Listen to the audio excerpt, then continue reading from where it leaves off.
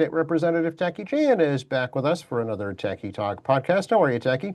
Hey, Joe, happy December, and I hope you and your family had a wonderful Thanksgiving. Very nice, thank you. Yes, stayed local, visited with my sisters. How about yourself? We stayed local. You may be aware I was in charge of cooking Thanksgiving, so thankfully we did not have a show that week. But after 4 days of slaving away, we had a very large and wonderful meal, and people went home fat and happy. So, there's no fights over the food, and people were happy to go home after being fed. That's all that matters. And of course, the city once again did it up big time with all the different holiday events. Yeah, the lighting's up at City Hall. I keep thinking somewhat new lighting, but somewhat actually old lighting. It's one of those things that kind of like mentally, like I could have swore that was new or not new, but city again, the city looks beautiful. People's homes. I live in Wallaston, as you guys know, near Beach Memorial School. Homes are being lit up, particularly along Fenno Street. Lovely decoration by the neighbors, and obviously a number of the church fairs have gone off during this time period. And we're starting to reach what I call the slower part of the holiday season. Yeah, it was too bad it had to rain on, on the parade, unfortunately, but didn't slow it down. Well, you did see me, and those who saw me at the parade and watched on Kiwi TV may have noted I was having some walking difficulties during the week of cooking. I had tripped over a sandal and resulted in twisting my small toe on the right side. And the thing went giant purple, but dinner had to get made. The show must go on. That's right. Yeah, so there was a degree of pain and suffering with the meal assembly, and of course that didn't help because I was on my feet. And as a result, the parade walk was probably ill-advised for me. But for those who are concerned, I did get out in Wallaston. I only live about 10-minute walk or less from Fennel Street. So I decided at that point, the throbbing was enough to tell me it's time to go home. Yeah, well, that's more than halfway through, so that's pretty good. Yeah, that's what I kind of figured. So if you miss me going into Wallaston past the Fennel Street section, well, you all know where I was. I'm slowly trying to get back to my house. It was also a good opportunity to say hello to some of the new city councilors and some of the new school committee people, and also uh, chat with some folks that are now finished their term of service in the city, and congratulate them and thank them for their service. Yep, and there's still more events. We've got the General's Bridge Park tree lighting coming up this weekend. There's a number of neighborhood tree lighting still to take place. I know Quincy Point has one. There'll be one in West Quincy later this month, so still plenty going on. Yeah, it's just more contained. So we're done with the big mega events, so to speak.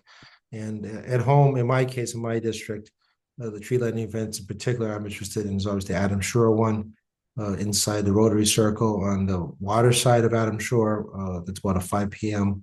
tree lighting. It's a neighborhood event only. So in case you're wondering, it is a strictly contained with the folks that live there. I know, of course, the House Neck Mhm. community council tree lighting at the fire station on C Street, where they use the lobster traps. Yes, that's right. Yeah. And give a lot of credit to Dave DeBona, the president of the council, who put this idea together during COVID, the second half of COVID, and it turned out to be a wonderful idea. So great job, Dave, and all the lobstermen and the community council members for putting the time in and tracking down and donating the lobster for the cooler season. I'm sure to be all reacquired by the end of January as they prepare for the new lobster season. That's right. They're real traps. They really they really are real, so they need them. Yep, there are there. There is no lobster for you, however, but So, and Safford Park is a big tree lighting we should mention too in Wollaston Hill. So well, there's always something going on in the city. yeah, and there's Shay's Circle or Shay Park down Yes. Ward 4 off of Willard or Water. No, it's Water Street at that point, transforms to Water. So, you got that going on down there. I think it's Water and West is the intersection. I could be wrong. Yeah, so there's a lot of these, and of course, Quantum has its own tree lighting as well. Hmm. Yep. So if you're in any of those neighborhoods, obviously you probably do know about them already. But there's again an opportunity for people to bring families, and the fire department generally is in charge of bringing Santa. That's right. Yes, we want him to be safe, of course, and you want to be able to see him, so he's got to be up high. Yep. Absolutely. And tonight's the Quincy Symphony Orchestra, actually, holiday concert up at Quincy High School that we'll have live here on QATV too. Yeah, that's actually one of the things that's underrated in Quincy. Most people don't realize we actually do have a symphony orchestra.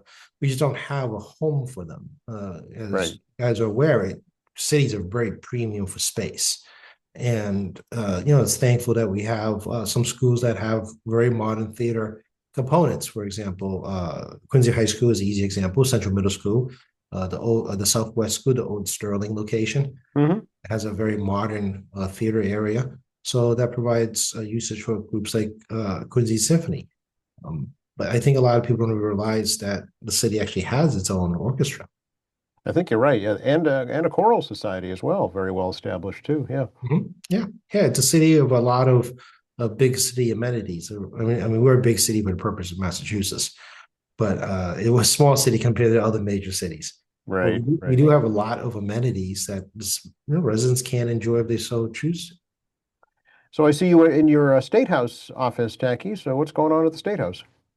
We have some conversations today with well, National Grid. Actually, as you guys already know, we do have a street lighting problem along Queen Shore Drive and Furniture Parkway, where they were down by car accidents or not functioning at the moment, or weather-related events. Particularly Furniture Parkway, there are missing streetlights. The majority are car accidents or a weather-related issue. So there's been an ongoing issue for myself, John Keenan, and Bruce Ayers for years now on uh, addressing it. And one of the things that you may not realize is that along the state roads in Quincy, they are not owned by the state. Those streetlights are actually owned by National Grid. And it's the responsibility of National Grid to make sure they're up and running as well as any replacements. Uh, we have been informed at the end of the Baker administration that there will be a transfer of ownership, which means transfer of responsibility as well, of those streetlights, even the ones that are missing from National Grid to DCR. And of course, it's now been 2 years since that commitment was made and nothing has happened. So the three of us have been on DCR's case and National Grid's case to get this addressed. And this has been a huge priority for us, largely because it's a public safety matter, by far none. And there was some opportunity that could have been done when DCR repaved the section from Adams Street down to Newport, and then National Grid, because of the underlying wire work on the transmission line, could have also created some opportunity for them to do some repair and replacement along the way when they did the repaving from Newport all the way to Southern Artery. So there were some missed opportunities here by DCR and National Grid, and I need to understand exactly what are they doing. Is there or will there be any kind of um, transfer, not transfer? I mean, we've reached a height of frustration at our level. So is the holdup that there's nobody knows who owns them right now, or who has jurisdiction over them? No, we know it's jurisdiction over it, and it's a prioritization issue. So National Grid being a British-owned company that really has about more than 50% of the state's electrical utility system, that has been divesting ownership of their streetlights, whether to a city or a town or to a state entity or to a private entity, depending on where the location of the streetlights are. And it's really about getting and prioritizing. That's one of the things they need to pay attention to. And frankly, it's gone on so long at this point. Clearly, it's nowhere near the priority list of things for them to do. Yeah. Is it that the streetlights don't exist, or they just don't work? Both. You got some on Crenshaw Drive that you've seen don't exist, and you also see some base there that has no pole. Along Frenchburg Parkway is a little less obvious on some of them because the base is also gone or reduced immensely in size, and you can see orange cones up on where they were. I'm aware that National Grid is out there last year testing the electrical systems along the underground systems along Frenchburg Parkway, but I'm still waiting for a streetlight. Seems implausible in this day and age. We can't get a street light fixed or installed. We are at the height of just displeasure. I'll just be very polite about that. Okay, we won't ask you to expand on that. Let folks use their imaginations. You're more than welcome to pick your own words, but That's right. Bruce John and myself is really frustrated over here. Yeah, yeah, that's unfortunate. Keep us updated, please, here on the podcast, Jackie. I'll let you know when we find some progress. Okay, we'll let folks know. What else is going on? Any legislation to talk about? Honestly, not really. I mean, we did some stuff at end of cycle. We kind of did chat about before we went on Thanksgiving break. Formal sessions done. We're into informal sessions right now. One of our colleagues passed away, Anne Margaret Ferrante from Gloucester. She passed away from pancreatic cancer after a long battle. Very sad. I was actually up in Gloucester for the wake, and then obviously I'm in the States now because I work. And speaker and the leadership team, as well as all the legislators who are able to go, when both House and Senate are being bussed up, actually shortly for the funeral itself and a collation afterwards. So one of the challenges, of course, if you bring even half the legislators in both branches, it'd be like 100 cars. So bussing people up is much more sensible. Sure. I know she was fairly young as well, so condolences to her family, certainly. Yeah, no, she was a fighter. She fought not just for her own health, but throughout this illness, she fought hard for the people in her district and causes that are important to her. And she picked up the diagnosis prior to COVID, and this has been a very long battle. Yeah, it's one area. Pancreatic cancer is still one area that is having a high mortality rate. Their researchers are working on some genetic testing and cures, but it's nowhere near there yet. Yeah, and I had a friend who, old family friend, who also did pass away of this. Actually, during the midst of the legalization of marijuana debate, about a Hmm. year after we had passed legalization of marijuana, medical marijuana already existed. That was one of the live case samples in my life about the impact of medical marijuana Hmm. and the differential between a recreational versus medical. And policymakers sometimes does really draw on real life examples to try to better understand what is good public policy, whether it be our friends and colleagues inside the state house, not just electeds, but also the staff and our personal lives, but also outside work. We all do know folks. And, I do get emails, and I've read quite a few regarding folks that, have lost loved ones or, um, needing medical care and discussing and asking about different types of public policy based on their own life experiences. I think sometimes far too often they think this is an intellectual exercise. It isn't. This is a people business. And the best testimonies are one from people who actually lived through it. Hmm. Whether or not it's convincing enough for a policymaker to move forward in that recommendation, that's a different conversation. But we do like and want to hear from folks that have real experience on hand. And we do get those documents and emails in our offices, and that's information we consider to be extremely sensitive. And we don't share with anybody your personal life information that you provide to us. Obviously, beyond things like, we sometimes have to do HEPA forms regarding certain constituent cases and other details, depending on what agency you're looking for assistance from. But, we do get people's stories, and we don't share that stuff. Sure, absolutely. I see the federal government has finally released the LIHEAP, heat energy assistance funding for the states.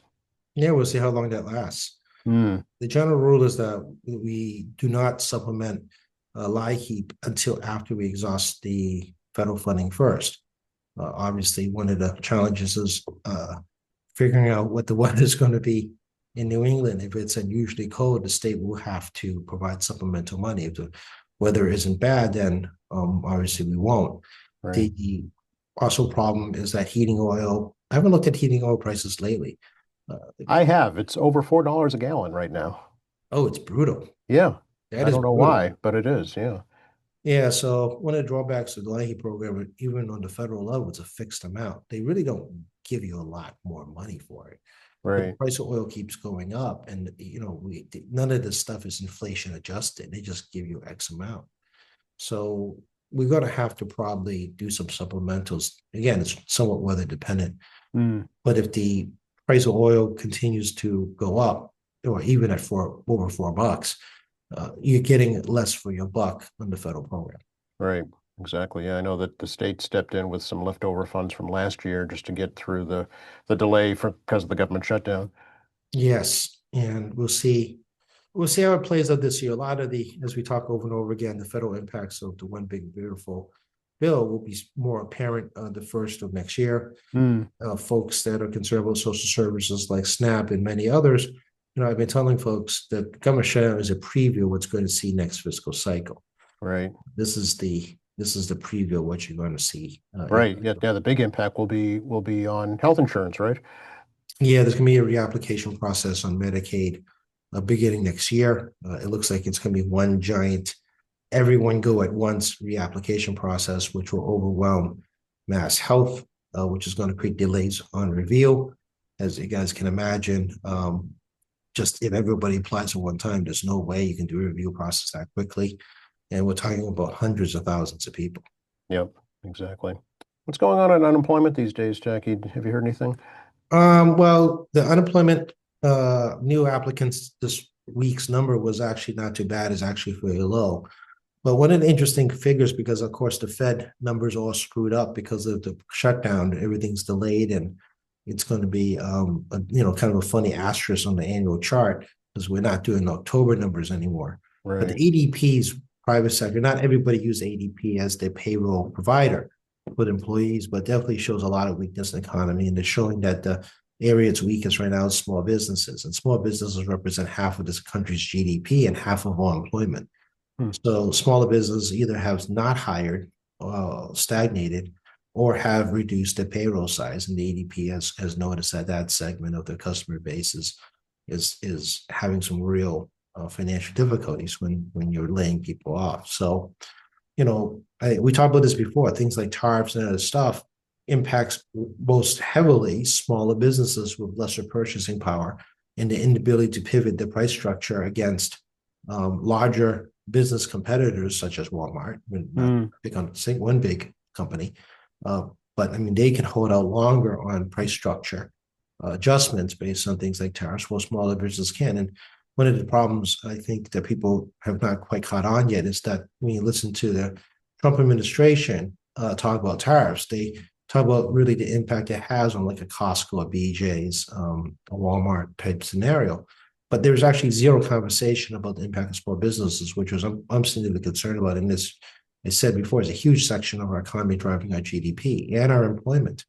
So, obviously, I think it's going to be a huge trickle effect down. I think large chain restaurants have felt this.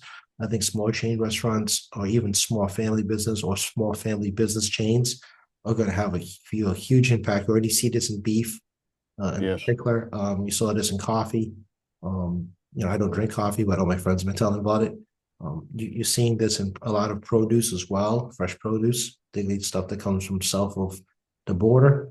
And the tariffs, take some time to filter in. And at some point, you're going to see this. And I think one of the ways is advertising. You see Star Market, Shaw's, and Stop and Shop all advertising. We've lowered our prices. Yes. Yeah. I'm not sure if they actually did lower the prices. That's a whole thing I can't tell you. But I if they mean, actually on promoted, select items, maybe. Yeah. yeah, they're actually promoting hundreds of lower prices. I mean, lower prices from where? Right. Kind of shows their coupon app system isn't that robust that people are participating on their coupon apps. You guys know I love my coupons. So I don't think people are fully participating in their programs as well. So, if they're making that kind of promotion, is obviously they're trying to encourage more people to come shop, and people are being very, very discretionary. Yeah, well, they're sensitive to it, obviously, if they're talking about it in their ads, because they're paying a lot of money to have those ads broadcast. And the Trump administration has decided to change the tariff structure for imports of some countries, particularly south of the border in Latin America, on things like produce and meat and coffee. People feel the pinch, and we did talk about the November elections on the New Jersey and Virginia, which has an odd situation where they don't do even number of state elections and odd numbers, but also down ticket seats in places like Georgia and other areas where Democrats have basically ragged a message on price, price, price, and it resonates with people in the pocketbooks. Again, this is how Donald Trump also got elected. He ran, the pocketbook campaign. Right now, they're trying to pivot to immigration and make it look like, that's more important. But polling is consistently showing, even back from the last presidential campaign, that prices are the thing that's driving people, and they are putting it squarely on the federal government's responsibility to address pricing problems in our day-to-day lives. Right. Yeah, I know there's discussion about $2,000 refunds from the revenue generated by the tariffs, but I don't know if that's something that's solidified yet. Well, that's all gimmicky at this point, right? I mean, the club are literally trying to buy your vote. Um, it's really those are always short-term gaps against a long-term problem. And like any good politician, the goal is to distract you from the real problem by talking about anything else.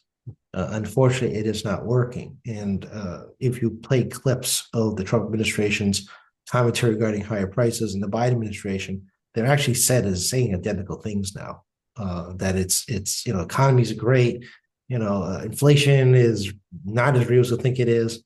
And of course, obviously, one big differential now is that the Trump administration will continue to bash the Biden administration, which, quite frankly, as my experience with many governors and mayors, observation over the years, does not work over time. People are not interested in other people's stuff. People are only interested in what you're doing for them today. And even the staunchest supporters will be critical, at least in that one aspect, while they may support the president in totality. You'd be blind if you didn't at least recognize that at some point the buck stops with the person that's actually in the chair. Yeah. And, and interestingly, inflation, maybe in check, quote unquote, compare, you can do not whatever you want with the numbers, but wages have kind of stagnated. Well, yeah, right. We talked about this when the height of inflation. You had an interesting problem. We had wage inflation moving with product inflation, Hmm. and now wages have moved like 0.2%, right? It's Right. really kept low, but inflation is at 3%. PCE is slightly higher than CPI. And we hit that sticky spot. You hear this commentators all the time in economists, sticky, sticky, sticky, or sticky Hmm. inflation. And yeah, that's essentially what's happened. And wages are not exceeding inflation now. And wages is kind of inflation is kind of stuck, and wages are kind of stuck. And the fear, of course, is that you might have stagflation if we have, inflation continuing and employment not happening. Right. And that's the big fear. And I can't listen to Ludwig anymore. Oh my God. I mean, he keeps talking about um, Americans doing these very low skill labor jobs all the time. They're trying to bring back on shore, but we don't have the education nor the manpower. There isn't enough people to do these jobs. Believe it or not, obviously in this region, we have a usually high number of educated folks compared to the rest of the country.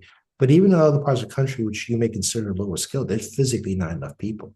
Mm. And it's an aging country too, because obviously the birth rate is not as terrible as like Japan or Korea, but it's under two per family by a little bit. But that's a problematic, and they're anti-immigration, which means where's this workforce going to come from? I would love to see these billionaires and millionaires like Ludwig himself go down and put screws in a phone.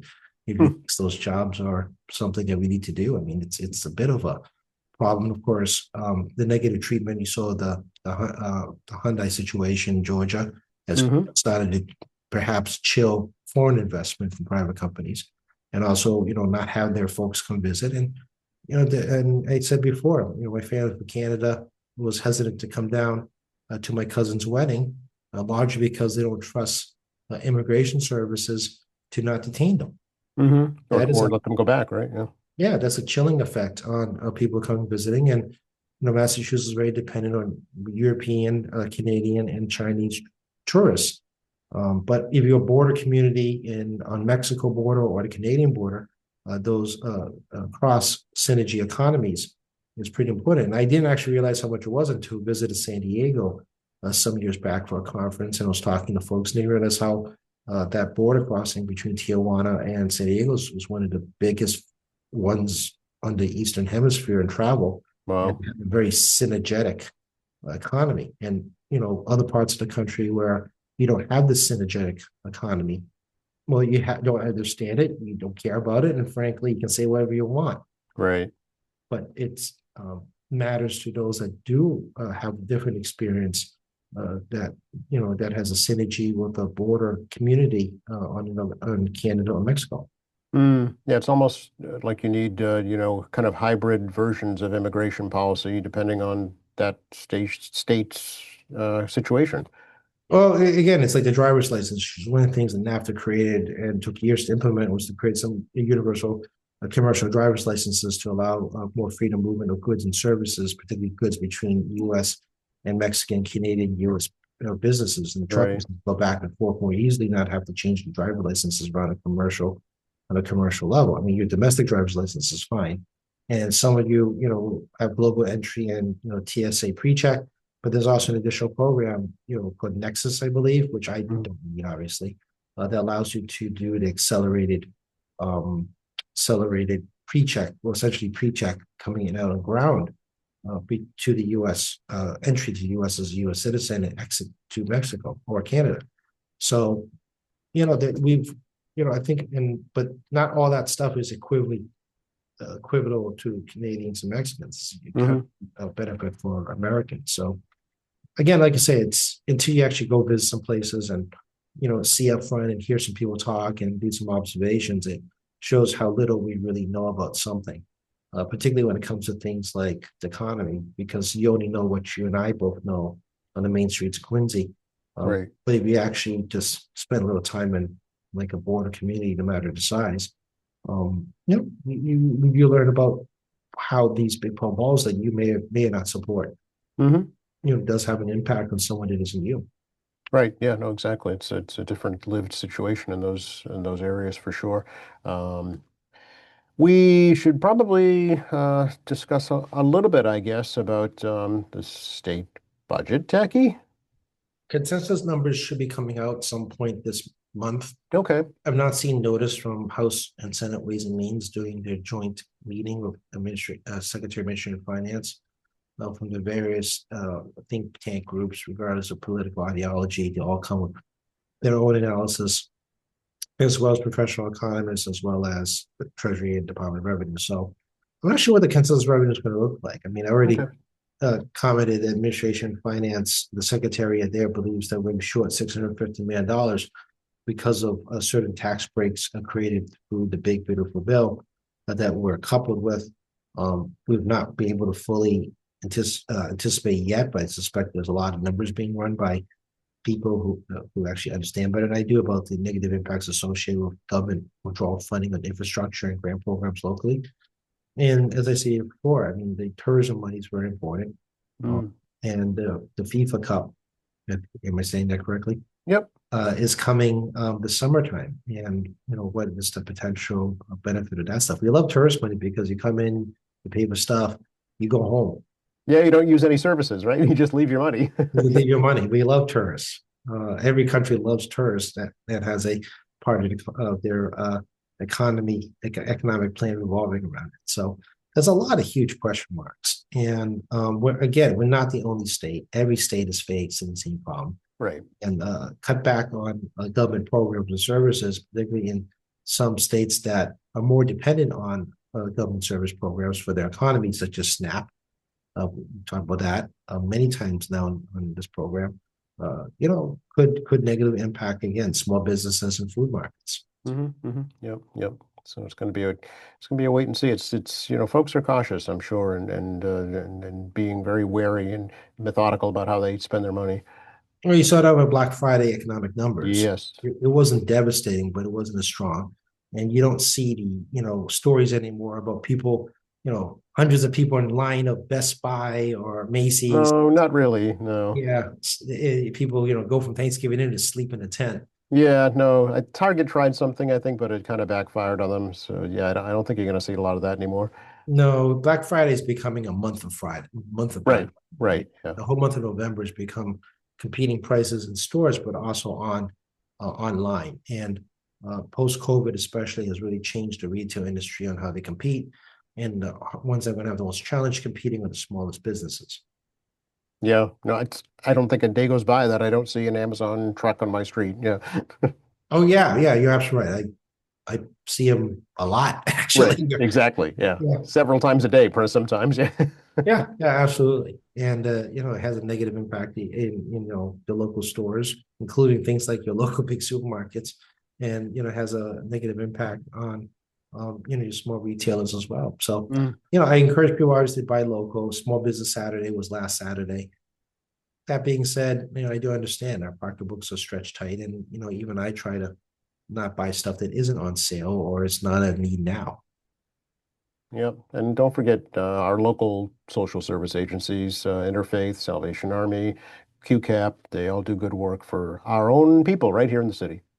And again, I will not tell you who, if you're able to give a couple bucks to, but encourage people to try to give a couple bucks if you can to whomever organization you value. Hmm. Because that those every single penny helps, and we do encourage people to donate to a service organization regarding food pantries rather than buy food and donate. They can actually have better purchasing power as a not-for-profit and relationship with local food markets, so they can get maximum value out of every penny for the food pantries, and also deal with things like expiration dates and things like that. Yeah. Obviously, we like to have fresh food. And I was at Interfaith Social Services the week before Thanksgiving, regarding their providing food for folks going into Thanksgiving, would be turkey, meal kits, or coming in for specific items. And I was helping do some translation services for some Asian seniors. Mm. Well, they were all Asian seniors looking to pick up some food product, and it was pre-registered. You had to be pre-registered. You had your letter showing that you were able to prevent identification that showed that you were the person that received this benefit. So I was watching, doing a lot of controls, making sure that there was nobody there that was fraudulently Hmm. trying to Yep. get food assistance. So spend a better part of a morning. You know, Nice, nice. Yeah, they distributed almost 2,000 meals just for Thanksgiving. So that's pretty impressive. yeah, the need is real. And everyone's got different needs. And I emphasize again, SNAP program is 16,303 participants. That's 16,303 households. How many people per household? I couldn't tell you, but I'll tell you, it's probably, I estimate, maybe well past 20% of the city I, population I is. would agree with you. Yeah. Yeah, that's food insecurity in some format, whether it be high or low level insecurity, Hmm. over 20% in the city. So 1 out of 5 people, give or take, and that could be your next door neighbor. That's exactly right. Yep. Yeah, for sure. For sure. So I know we talked a little bit about this last time. 44 potential ballot questions next year, Techie. Yeah, well, we're doing shakes out after January 1st. Right. Yeah. Obviously, Potential. I said potential. potential. That's why there's a certification process. That's why you have to get the signatures. I'm not going to get to talk about buying signatures or whether they're disclosing these ballot questions. There is no requirement, to be honest, and it is not illegal to pay people to collect signatures. No, So a lot of them do it. yeah, so I'm not, you guys can make those judgments, because I have Right. heard from folks that there has not been complete honesty regarding what people are signing. Oh, really? Yeah. Yeah, well, again, they get paid by the signature. So it is You actually, can ask. I mean, it's not bad for you to ask. Are you being paid to collect these signatures when you're approached by somebody? and you also can be allowed to read the document. If they don't want Yes. to show you the document, clearly you shouldn't sign the document. Right. But these, it'll get out there. And obviously, we've had 44 isn't unusual. We've had 20, 30, 40 ballot initiatives taken up, because only 10 people to initiate the process. Yeah. But the actual process of collection is much more time consuming. Oh, yeah. Oh, they need almost 75,000 certified signatures. Yeah, it's based on a percentage of number of people that came out and voted in the last gubernatorial election. I see. Okay. So it's like 0.5%, something like that. Yep. It's percentage is pretty small, but yeah, it is a large number, raw number, and it'll start to whittle out once we get to the month. Yeah. Right. I think Yep. also how many pass the AG offices review, because if it's unconstitutional, Right. It gets nixed at that level as well. Right. Yep. yeah, and you can sue the AG disputing it, or you can be someone that's against the ballot question, suing the AG also. That's right. AG's Yeah. decision. So there's still a lot of potential activity coming up. Yeah, it's interesting, but the comments from the House Speaker and the Senate President were interesting. Aside from the questions themselves, just the sheer number of them seems to have raised some concerns. Again, low barrier of entry. You just need 10 signatures to get the start the process. Yeah, I mean, it's not like you can't find 9 other friends. right. Anyone can do it. It's, again, the second half is actually collecting signatures, and Mm. obviously, if it's a paid situation, clearly, and it's clearly a special interest group involved that can afford to pay for signatures, because he's charging. I don't think it's $2 a signature anymore. I suspect it's probably more than $2 a signature. Hmm. The dollar amount gets pretty high, and there's a lot of questionable behavior when the person collecting, percentage or has their salary on the line. Interesting. Okay. Speaking of ballot questions, one that did pass, of course, was the elimination of MCAS as a graduation requirement. I think the state just earlier this week came out with some, I guess, replacement guidance that they're looking at. Yeah, there's a DESE listening tour that just finished up yesterday. Found out that the last one was in Newton. Various folks from around the state have been trying to get these listening tours, and the input provided will be part of the final regulatory process on this, which probably is going to, I don't know, it's going to impact this graduation cycle or the next graduation cycle, because it's a little late to impact this graduation cycle.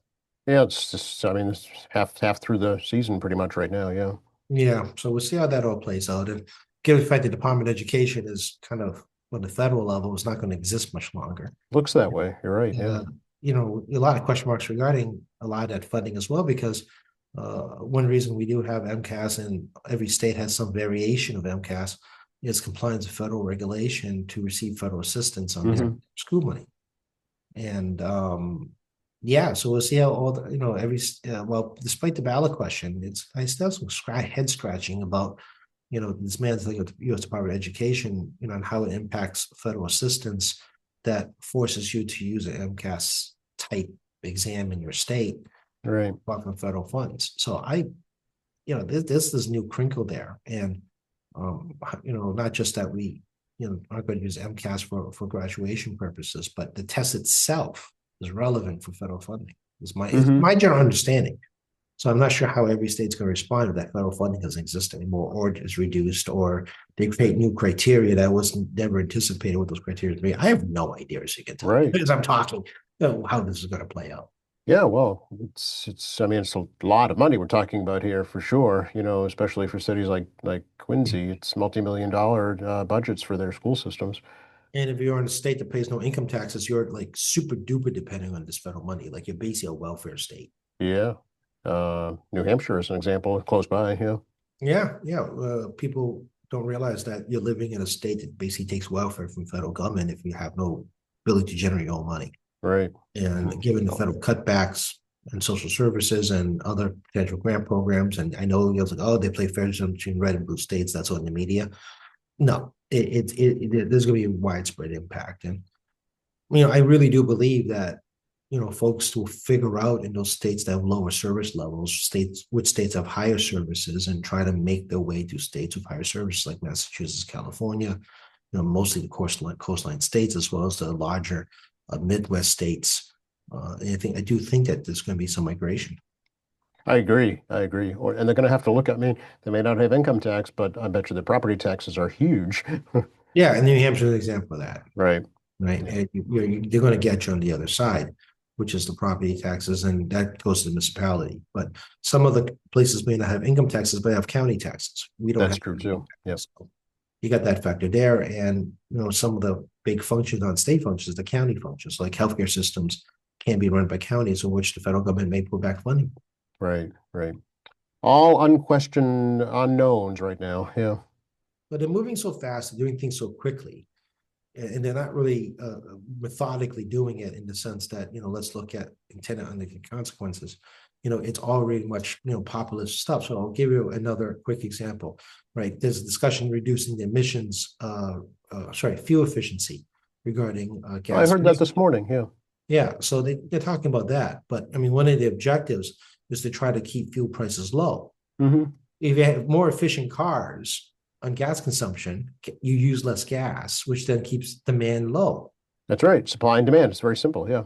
If you increase gas consumption in cars by reducing the standards on efficiency, it's going to cause gas prices to go up, which is causes inflation. And the president's talking about how proud he is of keeping gas prices low, which of course none of us has figured out what that's actually going on, because we've not really seen a significant drop to the levels of COVID when gas prices were super low. No, they're still in the high twos, low threes per gallon. Yeah. And up as fours if you're in Boston, right? That's right.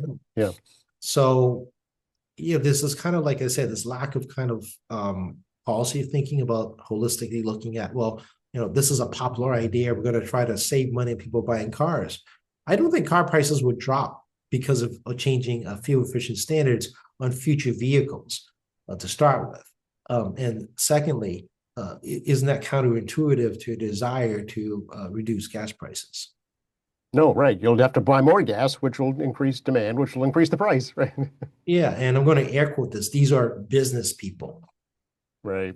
Exactly. Yeah. I mean, come on. If really you're business people and you can't figure that out on your own, I mean, I think anybody, any regular human being can figure this out and giving it like a little bit of thought. But they again, it's not a policy folks that think in the bigger picture. It's all stimulated by populism. Whatever catches your attention to distract you from something else or makes you feel like you're getting a benefit out of it, and they're gonna just keep throwing it out there, but not really thinking that they're creating counterintuitive policies. Mm. I'm gonna have a little shorter chat today, Techie, but always time to let you know how to get a hold of you. Well, obviously, I am in the State House, so I do come to work. Room 42 at the State House. We are staffed. If you're in the area doing a tour of the State House, I strongly encourage it. Please, during the winter break, if you feel you're going to be in Boston, definitely stop by the State House during the weekdays for a tour of the building. And obviously, pop your head and say hi with whomever's working the staff here at the office or myself. 617-722-2370, 617-722-2370 is my phone number here at the State House. I do not control the suite, the very patient automated system. We do have 2 reception people. Sometimes the phones get overwhelmed because they don't just do my office, do like 10 offices for 2 people. So please be patient with the reception folks. But if you don't, just smash a button, as I like to say, to my office and we'll get a message. Tackey.chan at mahouse.gov, tackey.chan at mahouse.gov. I do read your emails. We do prioritize constituent services. I picked up no less than 4 unemployment cases again this week. Very concerning. The number of unemployment cases are coming to my office, but yeah, I picked up a few more of those this week. So we do prioritize those cases first. Your office will get back to you. State Representative Tackey Chan is the Facebook. State Representative Tackey Chan with a corresponding Instagram account. We're having a little bit of a hiccup on that because we are having a staff change when one of my longtime staffers is moving on, Maeve, and those who interact with Maeve, has had a positive impact with her. And I thank her very much for her over 9.5 years of service with me. So, we're undergoing some staff changing as we reshuffle responsibilities. So the social media accounts can be a little bit quieter. TackeyChan.org is the reference page. We do some information up there. There's some SNAP information up there regarding food insecurity the staff had put up.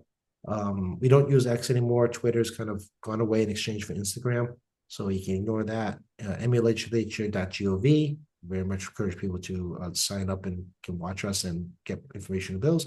And of course, QATV at QATV.org. Email Joe. Tell him what you want to ask me. Give some feedback. We would love to hear from you.